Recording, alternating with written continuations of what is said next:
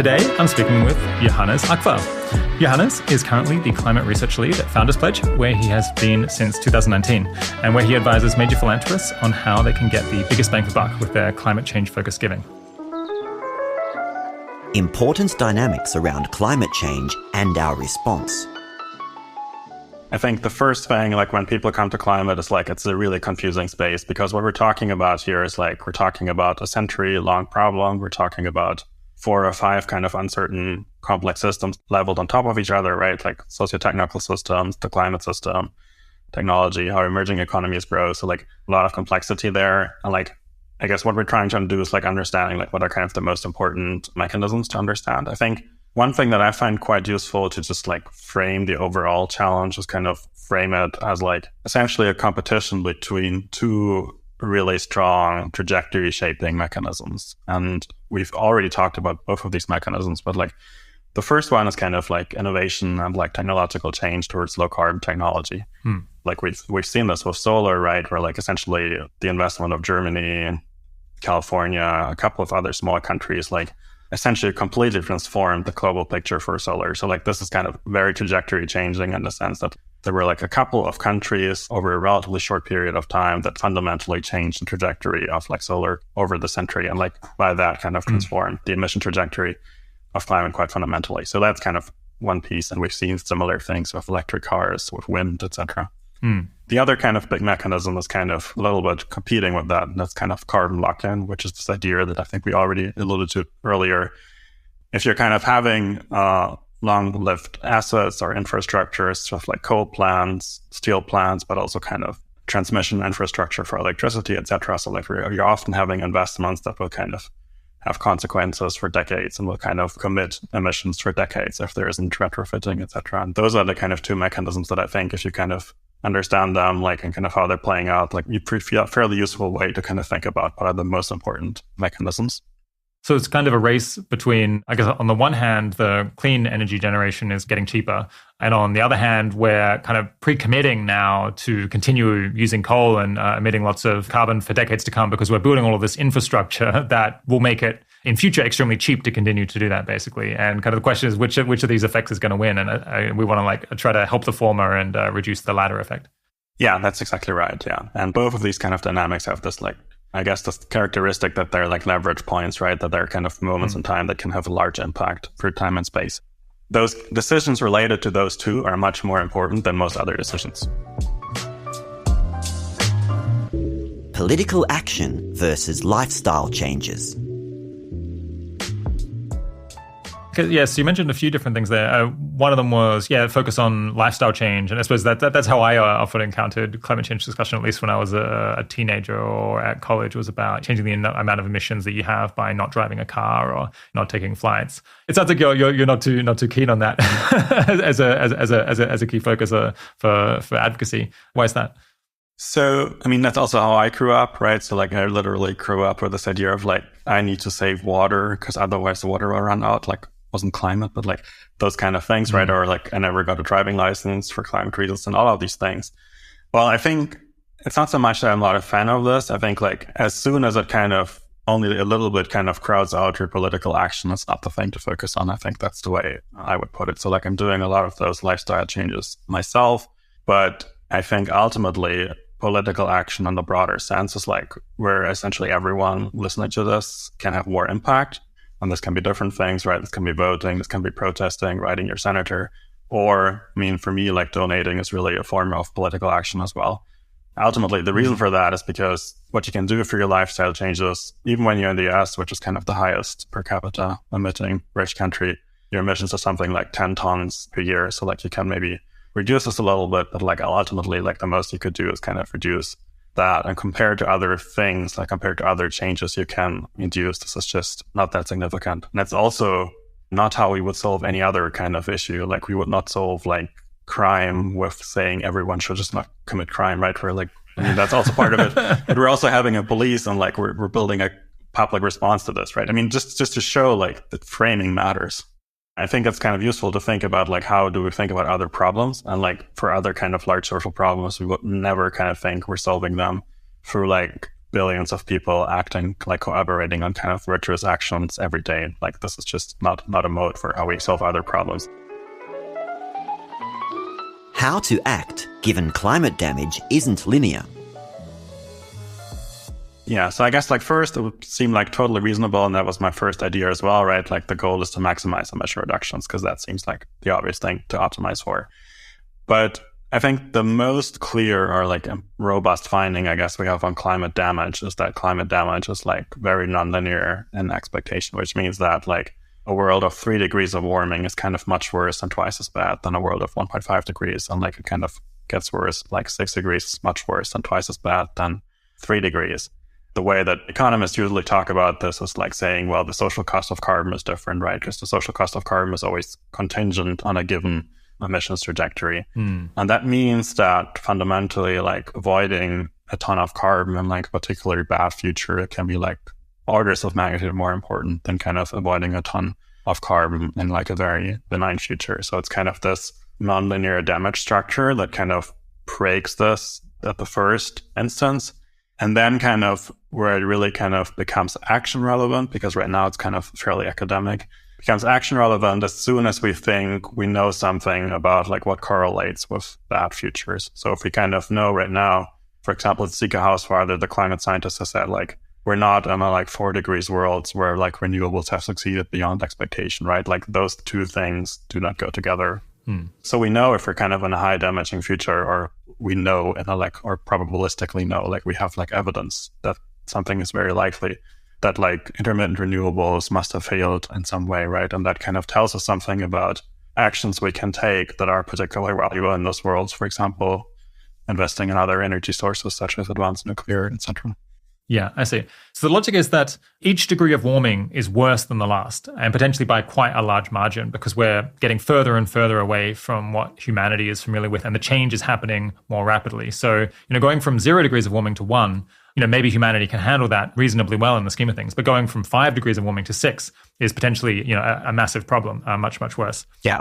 And so all else equal, you'd much rather, reduce 1 million tons of emissions in the hypothetical scenario where we're at 6 degrees of warming than one where we're at 1 or 2 degrees of warming. And so, for example, with the renewables, if it's the case that solar and wind are just going to smash it out of the park and massively reduce emissions, and we're just going to electrify transport and use renewables to generate, if that's the future scenario that we're in, then like it doesn't matter so much, because that means that we're going to be on a low emissions trajectory and a low level of climate change. So really what you want to do, or like one approach you could take, is to try to imagine what are the scenarios where emissions end up being really high and there's really high levels of warming, and what could we do to reduce emissions in those cases? Is that basically it? Yeah, that's basically it. And I think just to give an analogy from, I think, another cause area, right? So if we kind of think about, for example, if you think about advanced artificial intelligence, and I guess there's some futures where like AGI is inherently safe, but that's certainly like not the focus of our effort to reduce AGI risk, right? And that's kind of the analogous case where like there are certainly worlds like, well, renewables, like we solve intermittency, all of these things are easy, etc. And like we've maybe wasted a little bit of money on hedgy climate philanthropy, like, but we should be very, very happy about that, because like that is much better than like the opposite, which is kind of piling on to the mainstream response and kind of not being prepared for like failure. Why we focus so much on specific degree change targets.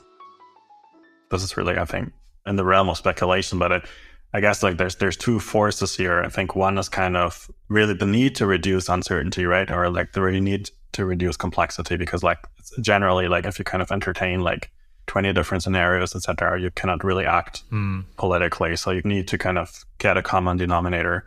And so like I think that's kind of the cognitive, or like how can you actually make policy work, or like not only policy, but also like a wider kind of societal discussion.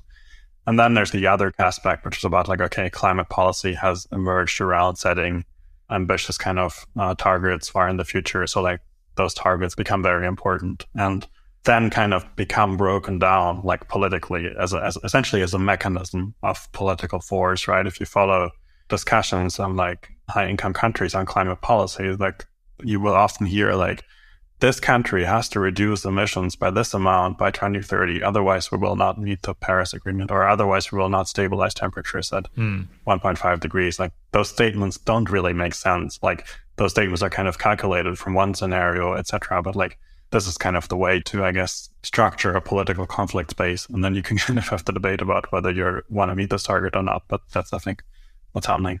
Okay, so and then it just has this effect that we're then kind of blind to what would be particularly useful in the scenarios where we don't meet those targets. You mentioned that it was kind of taboo to think about the 4, 5, 6 degree change scenarios. I think I slightly encountered this when doing research for a previous episode. Yeah, it actually just seemed quite hard to find studies that would look at the the effects of really high changes in temperatures where we really blew all of the goals. Why is it taboo to look into that? Well, I think okay, for the really high temperature ones, it's also maybe because they're just like really unlikely, or it's also hard to do good science on them. But I think like the reason it's taboo is, the climate community, and this includes like the climate science community, right? Like by and large has the goal to like motivate stronger action, and kind of, saying like we might fail, it's not a very like plausible move, right? Like it kind of always has to be about like, we should meet those targets. Like we should not kind of already plan for failure in a way. So I think that's kind of that's the mentality. Yeah. And I think also like you always want to emphasize the urgency or the absolute importance of those targets, right? Like what I kind of mentioned in terms of like how the policy debates kind of turn out, like the UK needs to meet this target by 2030. Like this makes no sense. The UK is less than 1%, and like 2030 is like less than it's only 1 decade of like a century-long challenge, but like that's kind of how it's kind of broken down in terms of like being politicized, how it's kind of turned into political action and political contestation. Geothermal energy. How about geothermal energy? And as I understand it, there's kind of 2 different categories here. There's the classic geothermal energy, and then there's this hot rock geothermal, which is where you dig much, much deeper and you can get sufficiently hot rocks almost everywhere if you're able to go down far enough. Am I understanding that right? Yeah, that's roughly correct. I think there are a lot more, but I think it makes sense to distinguish that those two kind of as. So like classical geothermal, right? It's like very location specific, and it's kind of good when you have it, but essentially only available when you have like volcanoes or like very specific conditions. So it's kind of a niche renewable resource.